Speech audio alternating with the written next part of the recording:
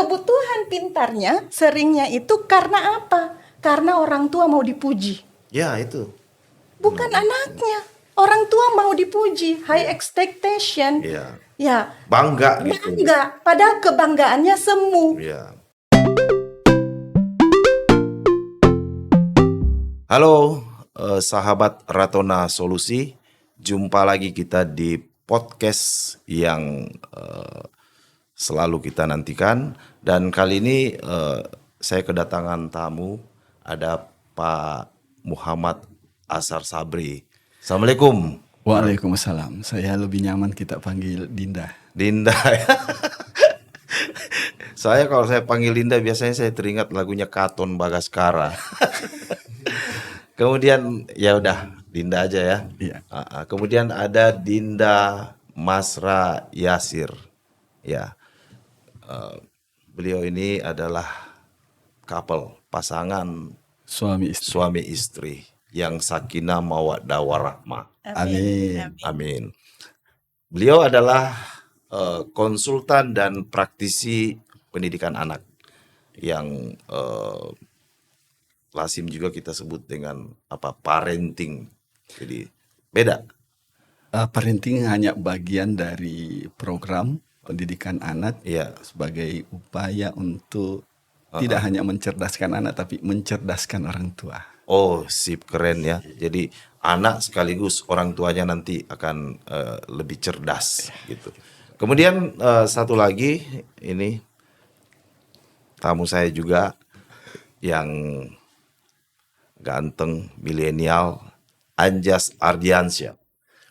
Kebetulan masih punya 2 anak yang 3. enggak, yang kecil umur berapa tuh? Yang paling kecil Yang paling kecil 3 tahun, 3 tahun. Yang tertua 5 tahun. berarti 543. 543. Wah, luar biasa. 3. Jadi punya 3 anak ya. Ya, mudah-mudahan nanti diskusi kita ini bisa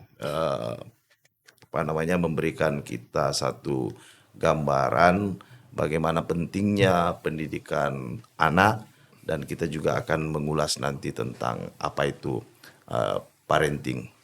Nah, saya mungkin pada kesempatan ini ingin bertanya ke Lady Pers dulu ya, ke Dinda Masra dulu. Bisa dielaborasi lebih jauh seperti yang dikatakan tadi bahwa ada pendidikan anak, kemudian ada parenting.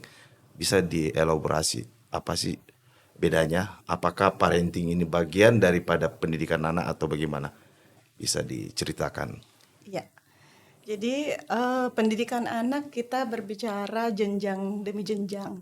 Iya. Nah, jenjang pertama tentunya itu di pendidikan anak usia dini Iya. atau jenjang PAUD sebelum masuk ke jenjang sekolah dasar atau pendidikan dasar. Iya. Pendidikan dasar ya SD, MI, sederajat dan seterusnya, kemudian pendidikan menengah dan selanjutnya. Iya.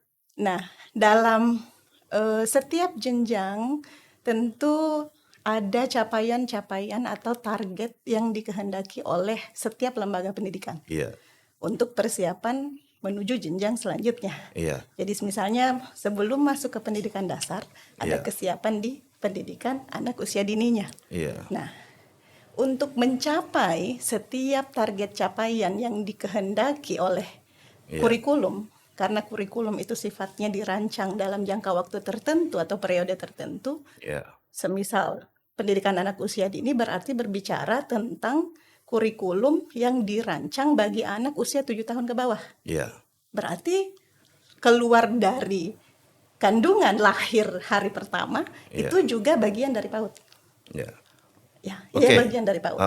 Saya ingin mempertajam sedikit di situ di PAUD tadi ya. Iya. Jadi yang dimaksud di sini adalah usia di bawah 7. Di bawah 7. Nah, kita tahu bahwa yang pernah sedikit ya, yang saya tahu ada belahan otak kiri, ada belahan otak kanan.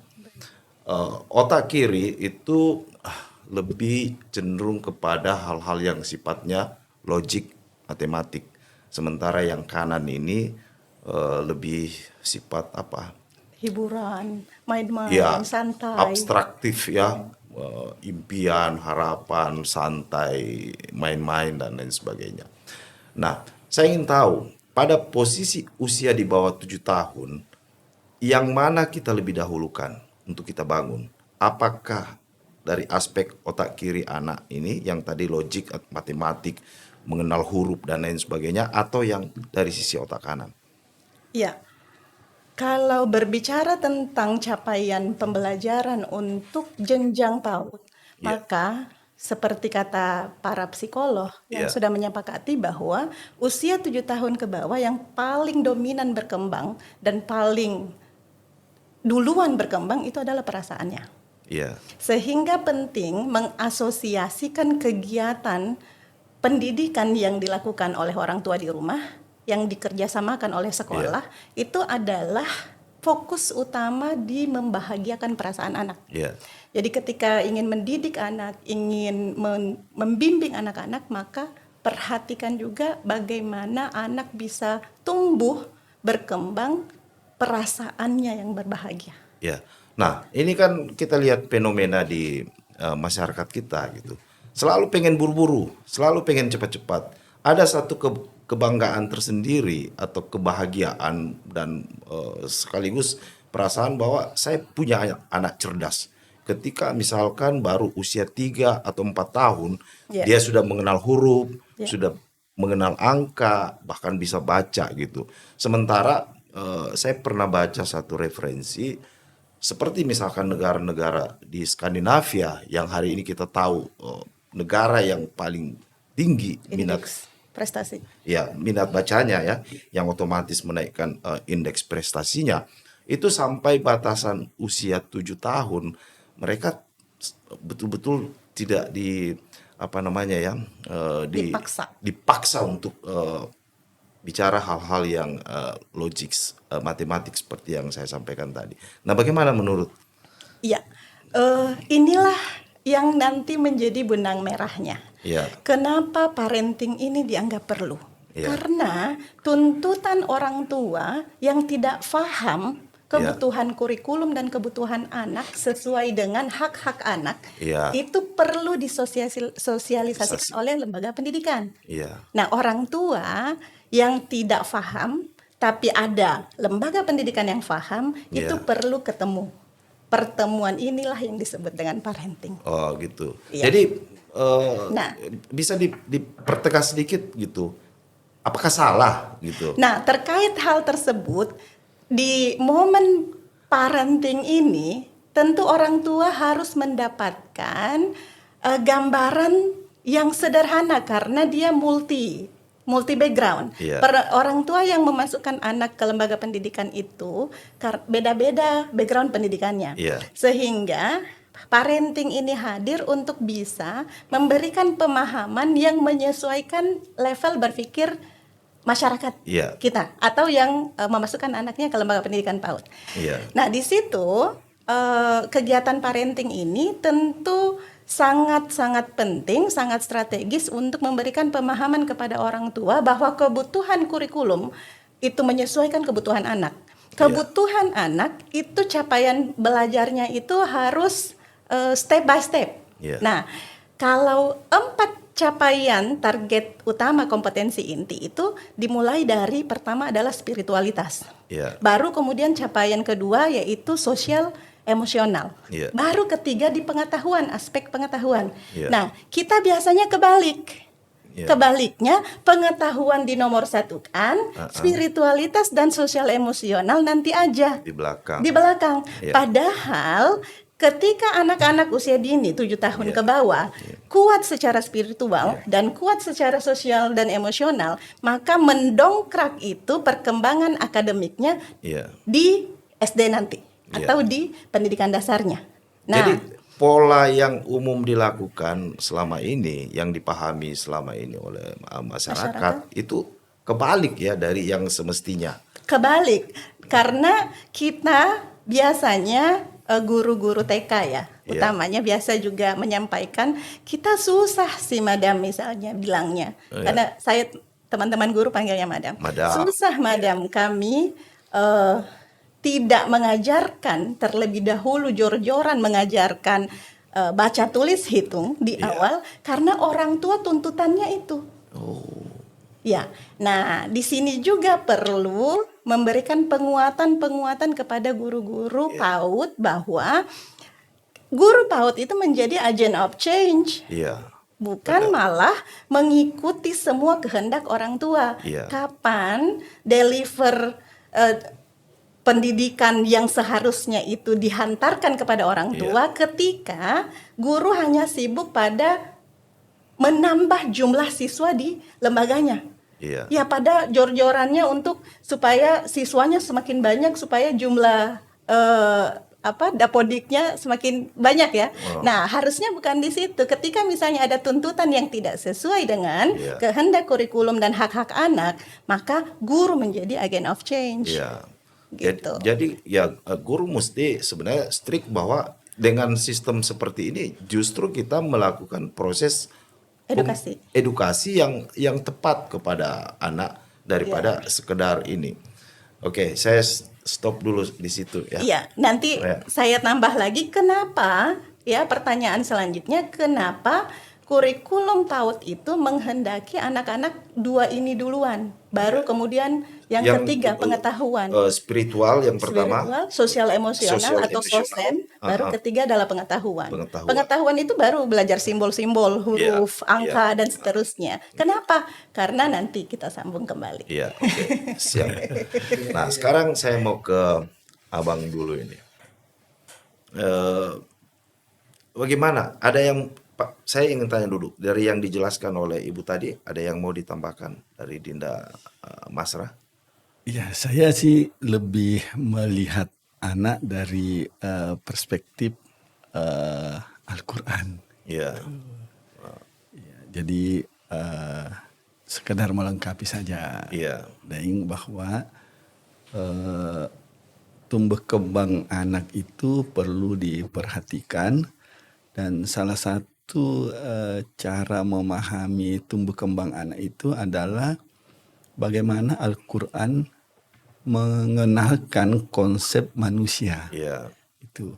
Nah, kalau dari sisi perspektif Al-Quran, ketika Al-Quran berbicara tentang anak atau tentang manusia, maka dia menggunakan 3 istilah. Iya. Yang pertama itu adalah al-bashar. Nah, ketika Al-Quran menggunakan kata-kata al-bashar di dalam beberapa ayat-ayatnya di dalam Al-Quran, maka itu menunjukkan makna manusia sebagai makhluk fisikal. Iya. Ya, yang punya kepala, organ, dan lain-lain. Nah, kemudian yang kedua adalah Al-Quran juga menggunakan istilah al-insan. Al-insan. Ya. Ketika Al-Quran itu menggunakan kata al-insan, maka Al-Quran berbicara dalam konteks manusia sebagai makhluk spiritual emosional. Iya. Nah, kemudian yang ketiga itu kadang-kadang juga Al-Quran menggunakan kata an-nas. Iya. Nah, ketika Al-Quran menggunakan kata an-nas, maka Al-Quran berbicara tentang manusia dalam konteks manusia sebagai makhluk sosial. Iya. Nah, dalam hubungannya dengan anak, maka 3 aspek inilah yang menjadi kewajiban orang tua dan kewajiban negara dan serta kewajiban institusi pendidikan untuk memberikan stimulasi yang positif, pendampingan, pendidikan dan pola asuh yang baik agar supaya ketiga aspek ini bertumbuh. Ya, bertumbuh secara baik. Yakni yang pertama bertumbuh fisiknya, termasuk kemampuan berpikirnya. Kemudian bertumbuh spiritual dan emosionalnya. Ya, sehingga dia memiliki sikap-sikap yang positif, akhlakul karimah. Dan yang ketiga itu bertumbuh secara baik kemampuan sosialnya. Ya, sehingga diharapkan nanti jika itu distimulasi secara positif, maka hadir Ya, yang manusia atau SDM yang sehat secara fisik, ya, cerdas secara otaknya, ya, baik secara emosi dan spiritualnya, dan punya multi manfaat dari sisi di dalam ruang sosialnya. oke. Nah, itu kira-kira Ya, yang saya menjadi pikir tanggung ya jawab bersama kira-kira. ini satu hal yang menarik ya kalau kita misalkan bisa kemas dalam satu formula Iya. untuk bisa menumbuh kembangkan anak-anak kita. Karena ya jujur eh, pengalaman yang banyak dilakukan atau dirasakan adalah ketika kita masih anak-anak itu lebih kepada hal yang sifatnya hitam putih gitu. Kalau misalkan kita melakukan hal yang tidak benar, maka kita langsung dikasih tahu, hati-hati nanti kamu masuk neraka. Kalau kamu buat yang benar, kamu bisa masuk surga. Tapi konsep mengenai bagaimana membentuk manusia yang paripurna, manusia yang memiliki dimensi yang lebih luas, seperti yang dijelaskan tadi, itu boleh dikatakan masih sangat kurang dilakukan. Nah, apa langkah-langkah yang strategik untuk bisa menerapkan konsep seperti ini sejak dari usia dini atau dari PAUD? Sebenarnya secara ideal sistem pendidikan kita itu sebenarnya secara ideal itu sedang menghendaki Ya, tercapainya tujuan tersebut. Misalnya dalam sistem pendidikan kita akan menghendaki manusia yang beriman dan bertakwa. Nah, itu kan aspek spiritual emosionalnya. Kemudian sehat, lalu kemudian berilmu pengetahuan dan memiliki keterampilan. ya, itu kan idealnya, tapi ya, kalau misalkan kita lihat prakteknya itu belum berjalan dengan baik. Baik di sekolah maupun di lingkungan rumah. Itu saya melihat hal seperti itu belum belum kita pahami secara benar ya, terutama orang tua yang harus lebih memahami ini.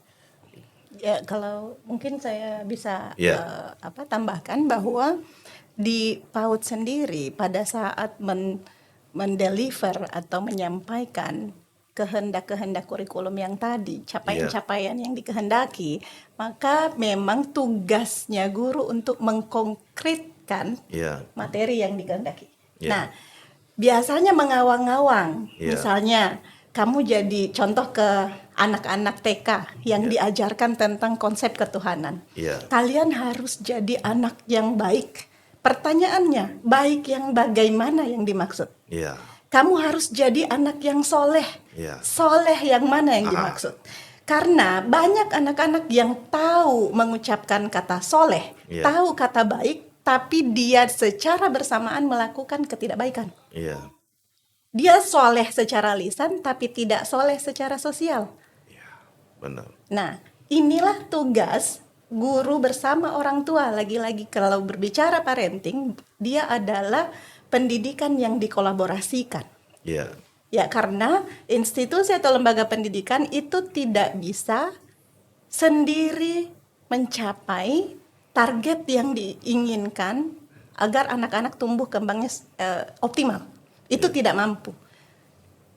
Lembaga pendidikan itu butuh orang tua. Iya. Nah, modelnya atau metode untuk pengajarannya itu tadi harus dikonkretkan. Iya. Kapan dia abstrak, maka mengawang-awanglah ini. Kita paham Pancasila misalnya, Iya. kita hafal Pancasila, tapi implementasi tidak. ya. Setelah dewasa ternyata itu cuma benar-benar hanya sekedar hafalan. Iya. Tapi paham dan mempraktekkan di dalam kehidupan sehari-hari, misalkan nilai-nilai yang terkandung di dalam Pancasila itu sama sekali tidak Iya, kelihatan. betul. Nah, kenapa kemudian kalau di pendidikan anak usia dini yang paling utama itu distimulasi adalah spiritualitasnya yang dilakukan atau metodenya atau strateginya itu dikonkretkan. Ya, Ya, termasuk di capaian sosial emosionalnya. Jadi anak-anak misalnya, kalau berbicara anak dari perspektif memberikan hak-haknya sebagai anak, salah satu hak anak itu adalah hak bermain. Iya. Kenapa anak harus diberikan hak bermainnya? Karena ketika anak bermain itu juga menjadi strategi pembelajaran yang paling efektif. Iya. Ketika anak tidak paham tentang konsep bersabar, maka Iya. suruh mereka bermain. Iya. Ketika dia bermain direbut mainannya, anak-anak dilatih ya. Sabar ya nak ya, bicara Iya. baik ya nak ya. Maka dia paham konsep sabar itu. Iya. Ya. Dia paham konsep tertib itu. Dia paham konsep berbagi itu ketika dia bermain. Iya. Nah, gitu. Jadi konsep pendidikan yang ada di pendidikan anak usia dini itu sangat ideal, Iya. yang bisa membantu atau mendukung capaian-capaian optimal tumbuh kembang anak. Oke. Nah, sekarang kita ke ini dulu nih, yang Yang punya anak. yang punya anak yang masih dalam apa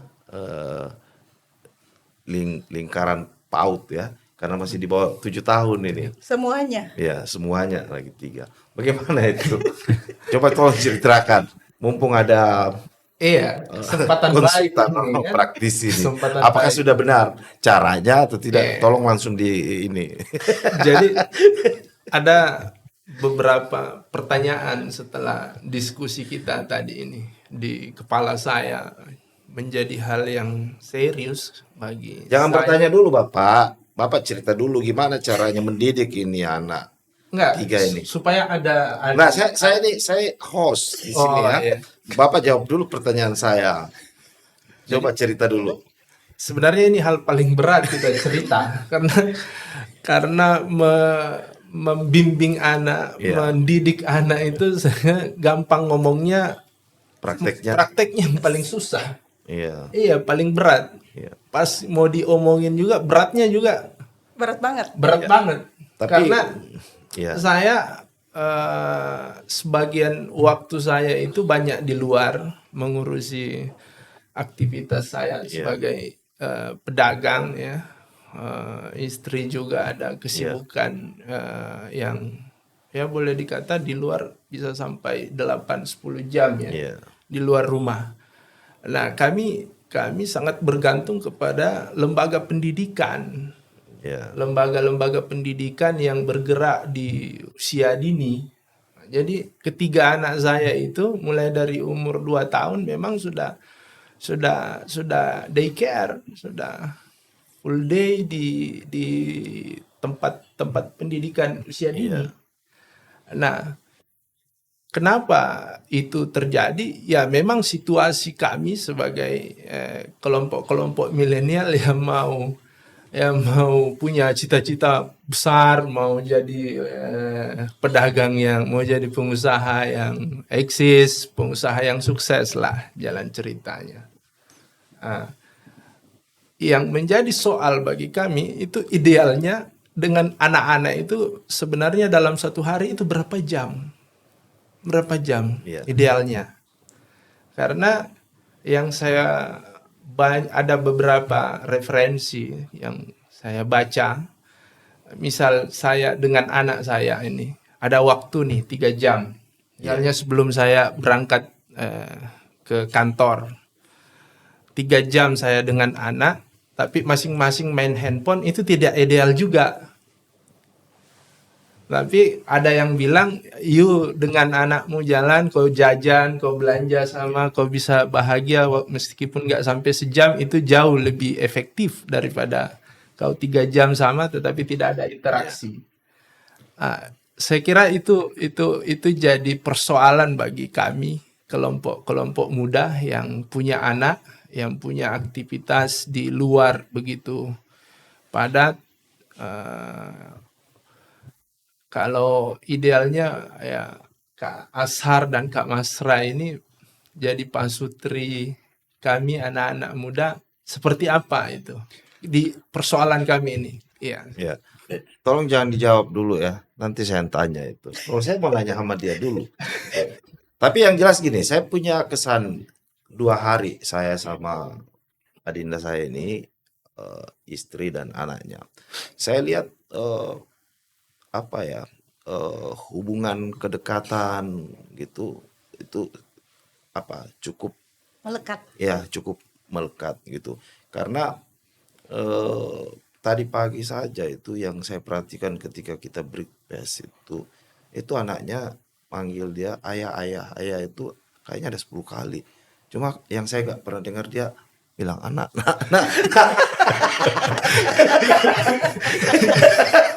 Iya, iya. Nah,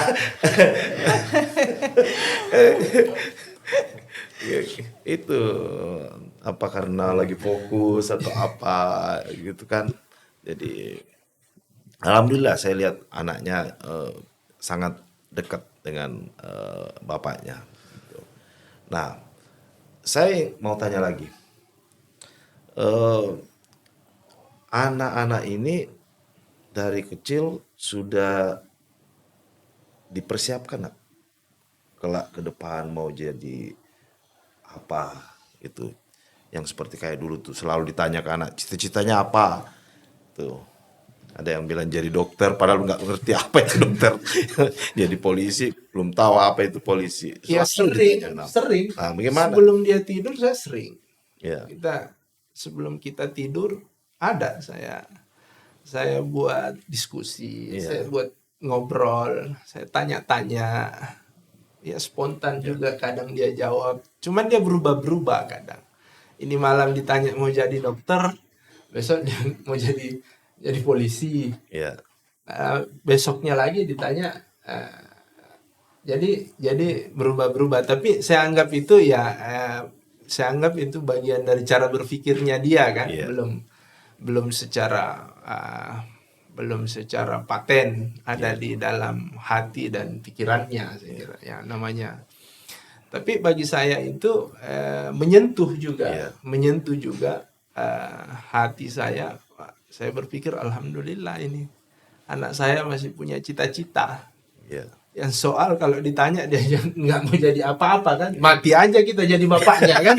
Iya, untuk apa lagi kan. Jadi saya masih bersyukur Pak Edi. Kalau saya tanya anak-anak, kau mau jadi apa nak? Om. Oh iya, Om Edi. Ya, ini cucunya Om Edi kan. Saya Iya. tanya, nak kau mau jadi apa? Iya. Mau jadi dokter ya. Kau mau jadi apa? Mau jadi polisi kan. Alhamdulillah alhamdulillah anak saya ada cita-cita ini. Ya. Minimal ya bisa melampaui kita lah dulu. Ya, intinya itu ya, melampaui bapaknya. Oke, saya pikir cukup. Nah, sekarang saya minta Iya. Adinda Masra, tolong langsung di asesmen tadi itu apa yang disampaikan. Bisa dulu ya. Boleh. Iya. Gini terkait dengan anak juga harus ada perubahan paradigma kita orang dewasa dalam melihat anak. Iya. Yang pertama, bahwa semua anak yang terlahir itu cerdas. Iya. Jadi kita orang dewasa di sekitar anak itu sudah harus mulai mengubah paradigma yang mendefinisikan ada anak cerdas, ada anak bodoh. Iya. Kalau saya tambahin, Ya, bukan jadi- sekedar cerdas, tapi the winner. Iya. Ketika dia keluar, dia sebenarnya the winner itu. Ya, jadi Bisa kalahin jutaan yang lain. karena sebenarnya dalam perkembangan teori kecerdasan, Iya. sekarang ini kan yang terbaru kan dikenal yang disebut dengan multiple intelligence. Yes. Howard Gardner, Betul. Thomas Iya, Armstrong. Howard gitu. Gardner. Iya. Bahwa setiap anak. Nanti sesi lain kita bicara itu. Oke. Ya. Tapi ngerti kita itu. harus nanti kita bicara Iya, tentang tapi Thomas Armstrong dan Iya. Howard Gardner. maka Multiple intelligence. sebenarnya tidak penting untuk sekarang menanyakan mau jadi apa nah. Nah, itu yang saya pengen. Tapi sebenarnya yang benar itu adalah kita orang dewasa, Berarti termasuk saya dulu. ya Salah orang ini. dewasa mengenali potensi apa yang dominan di anak saya ini.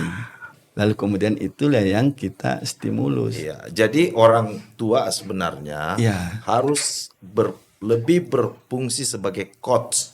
Karena yang saya tahu coach itu dia harus mampu melakukan yang namanya self discovery, Benar. ya kan? Ya, benar. Kali cari tahu Nah, apa gitu. potensi terbaik. Maka Ya. salah satu yang biasa membuat anak-anak tumbuh tidak bagus secara emosional, Ya. salah satunya adalah kita orang dewasa sering membanding-bandingkan antara satu anak dengan anak yang lain. Ya. Padahal semua anak itu unik. Unik ya. Iya, Unik. unik. Jadi tidak usah tidak penting untuk membanding-bandingkan dia, karena ketika dia dibandingkan sebenarnya itu kita sedang kalau melukai. membandingkan dia kemarin dengan hari ini, dia tahun lalu dengan tahun ini, Nah, dia harusnya dibandingkan dengan dirinya Bisa. sendiri. oh bisa itu. Ya, karena kalau dia dibandingkan dengan orang lain, maka itu pintu masuk kekerasan terhadap anak. Ya. Ya, itu yang pertama. Kemudian yang terkait dengan keluarga yang sibuk, karena salah satu kewajibannya adalah mencari nafkah.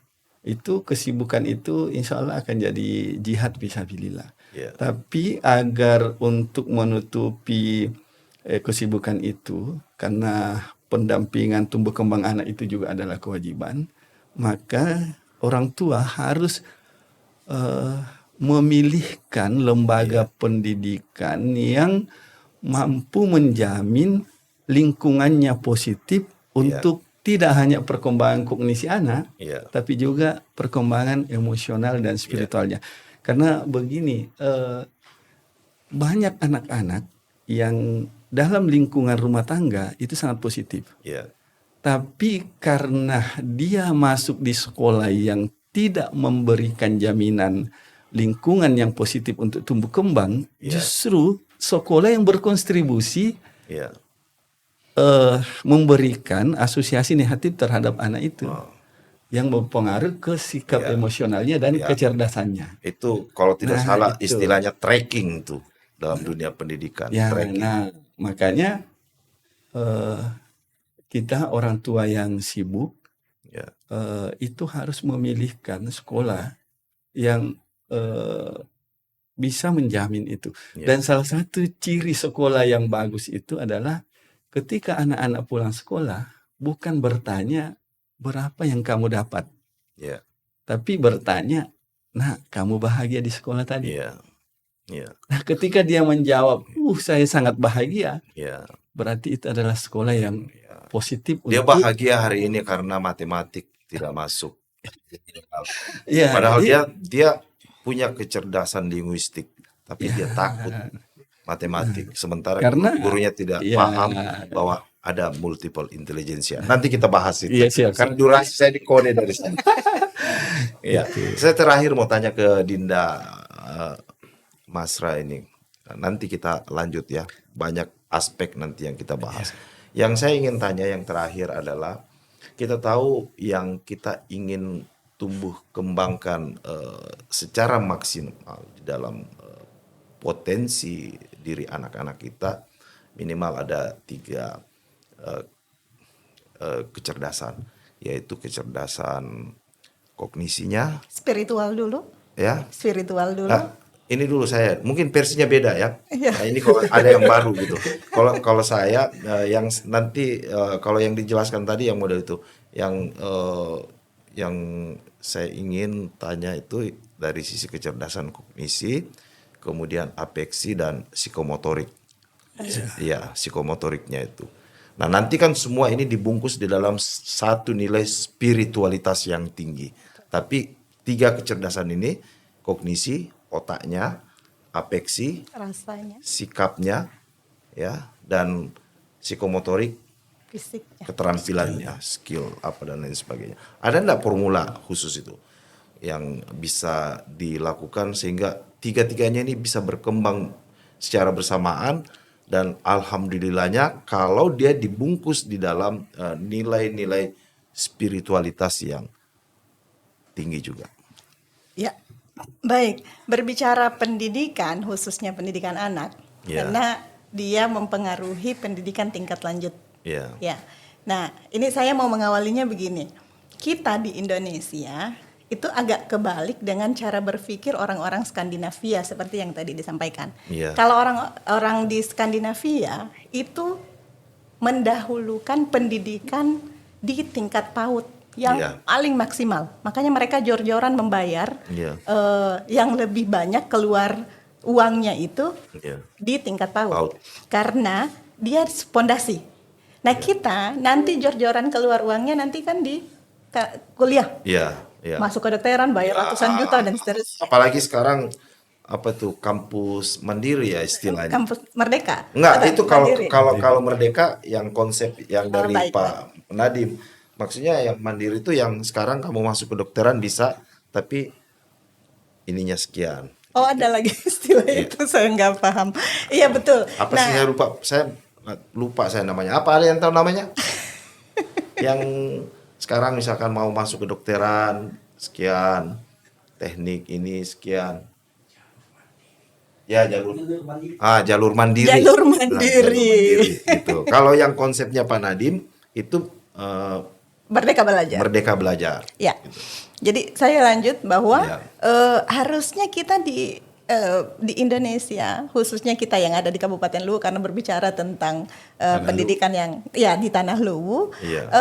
cara berpikir kita itu juga harus dibalik bahwa pendidikan yang ideal itu dimulai sejak di rumah, lalu di pendidikan anak usia dini yang dilembagakan dalam bentuk pendidikan lembaga pendidikan setingkat PAUD, baru kemudian masuk ke SD. Dasarnya dulu di situ 14 tahun pertama. Iya. Nah, ketika ini baik, pondasinya seperti bangunan rumah ketika pondasinya kuat, Iya. maka bangunan ke atasnya bebas mau bangun apa saja.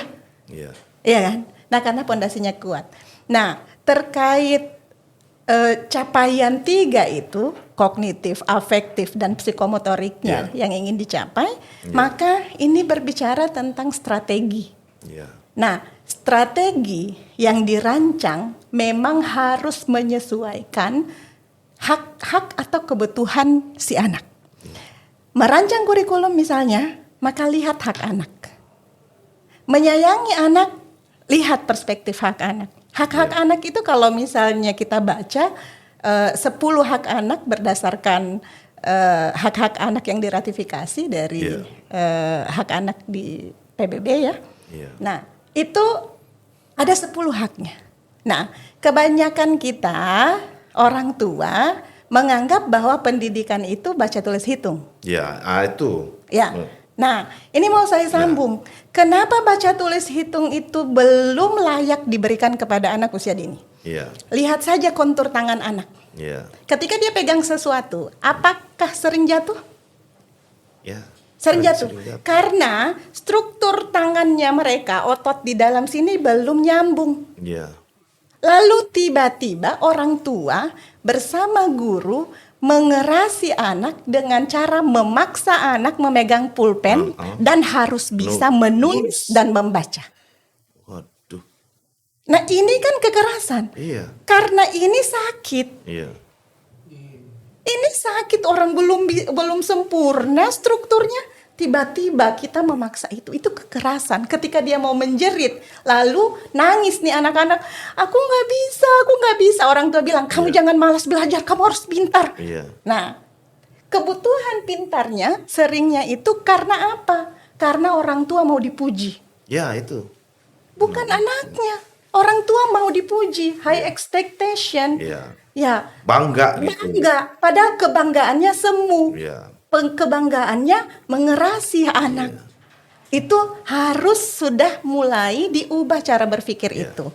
Nah, strategi pembelajarannya tentu tadi salah satunya dikonkretkan. Kemudian rancangan kurikulumnya termasuk di cara kita melekat kepada anak itu ingat hak-hak anak. Iya. Ingat haknya. Haknya apa? Hak perlindungan. Iya. Haknya apa? Hak pendidikan. Lagi, hak dapatkan makan dan Iya. minum. Ya, jangan sampai stunting. Tapi stunting jadi nanti lagi tuh. nanti lagi.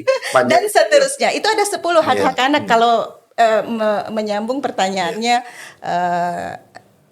Ayah Sesan, ya? Iya. Ayah Sesan. Oke. Nah, itu lihat 10 hak anak ini. Iya. Kenapa ini penting bagi orang tua? Harus dikampanyekan terus-menerus. Iya. Karena tadi dasar pendidikan terbaik itu adalah 7 tahun pertama. Iya. Kalau kita bilang saya cari uang aja dulu, nanti diperbaiki, maka nanti kita akan lebih banyak cari uang untuk memperbaiki 7 tahun yang sia-sia. Ya. Gitu. Kalau tadi saya menambah sedikit bilang nggak ada waktu.